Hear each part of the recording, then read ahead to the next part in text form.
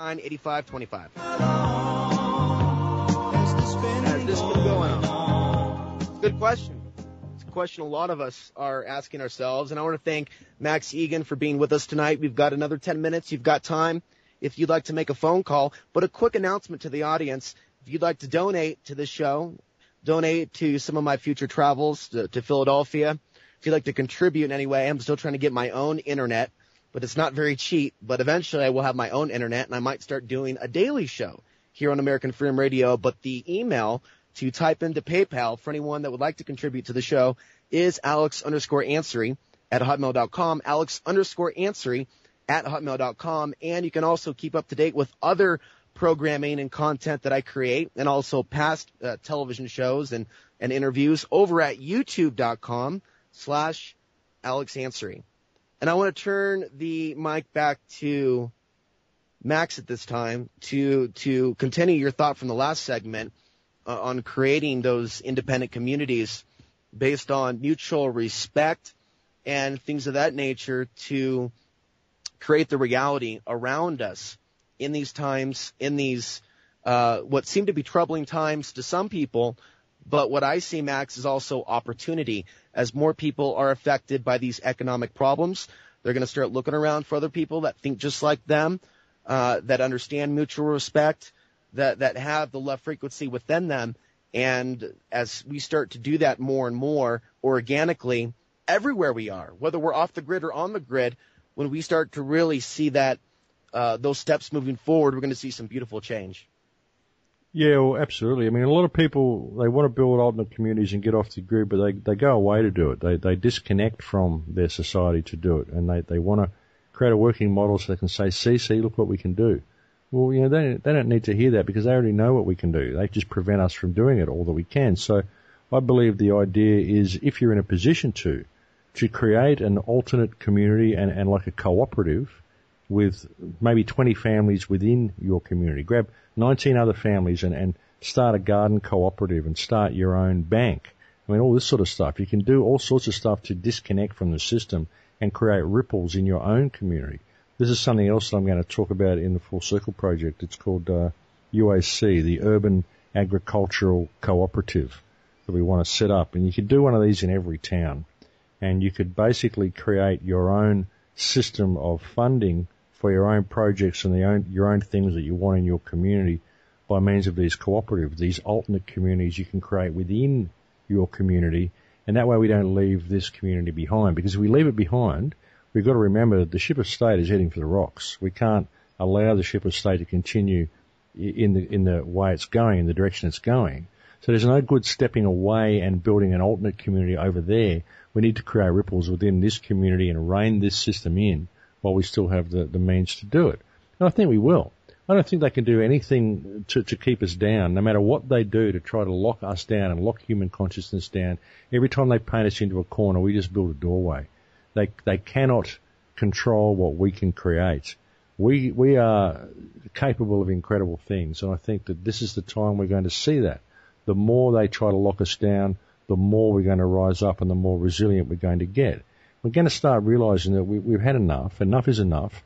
And we don't have to do what these people say. They're just public trustees. They're all in breach of trust. The whole system they're trying to force on us only exists on paper anyway. We are the most powerful creatures on this planet, and we are capable of much, much more than what we're being allowed to do. And I think we're going to do it. We're going to realize this, and we're going to change the direction. And then the sheeple will simply follow, because that's what sheep will do. And all the people that are programmed, all the people that are locked down and kept toxic and kept disconnected because of what they eat and the situations that they're in, they'll just simply come along by default once the enlightened people start living their lives in a different way. And that's all we really have to do, is start living our lives in a different way. But ultimately it comes through discovering our own personal power, because until we discover that, then we're not going to find a way of reining this system in. You know, we keep believing that we have to do it within their political parameters, but we don't. We just have to realize who and what we are and realize that we can change things very quickly. So I think that's what's going to happen, brother.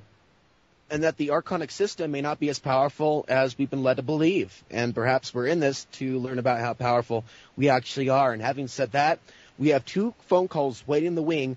but we have only 6 minutes left. So now let's go to the 7-6 area code. Hello. 7-6. Hey, Alex. Welcome. Hey, this is Jay. How's it going? Actually, I had a question for Max about the aerial spraying and how that affects the teleconnection between the sun and the earth if they put inert substances like aluminum up there. Yeah, that's an excellent question, Max. Oh, absolutely, yeah. That breaks down, puts a barrier up there. Everything they're doing basically to disconnect us. That's what it's all about. They say, they're doing it to protect us from global warming. Well, it's actually multi-platform. The aerial spraying is multi-platform. They can deliver any types of biology they want to the planet, nanoparticulates. They can put any type of metals and stuff in the atmosphere to reduce the sun's rays. So, yeah, it absolutely has an effect. But like I said, I don't think they can do anything. No matter how much they paint us into a corner, we just build a doorway. They can't lock us down. It's not going to work. Nothing that they try to do is going to work to prevent us from being all that we can be, no matter how hard they try. All right. Well, yeah, I think, actually, that's kind of more in relation to what Alex was saying earlier with the CMEs and them constantly drilling us with this idea of a solar flare. And then I was reading a paper about it was addressing what they called double rebound from the spraying if the spraying were to stop and no longer be available. Well, I don't think it'll work. I think that it's far more powerful. It's far more energetic. See, they're only looking at things on a physical level. They're not really seeing things from a consciousness level or a spark of creativity level or an energetic level. They can't understand it. So I think that what's happening will not just be merely physical, and there is no physical barrier that can be put between who you are and an elevation in consciousness, between yourself and the energy that comes from the sun or that comes from the center of the galaxy or wherever it's coming from. But I mean, I don't think there's anything that can really disconnect you from reality completely. Nothing physical that can do it, because you're an energetic being. You're an electromagnetic being. Everything you experience is electromagnetic, and the whole universe is electric. It's living conscious energy. There is no physical barrier that can be 100% effective against that energy. I think that no matter what they try, I think they're doing it all out of necessity. They're not doing it because they think, well, it's going to do this. They're doing it because they have to, because consciousness is rising. People are waking up in droves, and the energy is just changing. Things are just different. I think it's a very significant time in history, and there's nothing that they're going to be able to do to keep us down. I just don't think that it'll happen. I think that consciousness wants to realign itself, and that's what's going to happen. Well, I want to thank you, Jay, for the phone call. Now I got to go move now to the 505 area code, but before I do, I just want to say there's been some theories, ideas, beliefs about the harmonic convergence, an energy shift around the year 1987.